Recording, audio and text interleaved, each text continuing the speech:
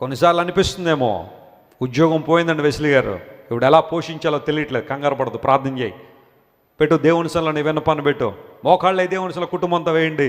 నువ్వు పోగొట్టుకున్న దానికన్నా బెటర్ జాబ్ దేవుడు నీకు ఇవ్వగలడు. Hallelujah. God can give you a better job. నువ్వు కోల్పోయిన వాటికన్నా దేవుడు శ్రేష్టమైన వాటిని తిరిగి ఇస్తాడు. ఒక రిజెక్షన్లో ఈరోజు నువ్వు ఉన్నావా? ఎవరో నిన్ను చూసి రిజెక్ట్ చేశారా? పెళ్లి సంబంధం చూసుకోవడానికి వచ్చారు, అన్నీ బాగున్నాయండి, అన్నీ అనుకుంటున్న పరిస్థితుల్లో ఇంకా అయిపోద్దన్న టైంలో వద్దన్నారండి.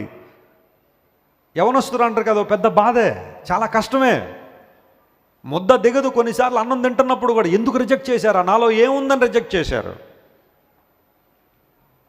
కృంగిపోవద్దు ప్రియ చెల్లి, దేవుడు ఇంకా శ్రేష్టమైనది ఏదో నీకు ఇవ్వాలనుకుంటున్నాడు. ఆయన శ్రేష్టమైనది ఇస్తాడు. ఆయన ఎంతోమంది జీవితాల్లో రుజువుపరచబడింది. అది కంగారు పడద్దు.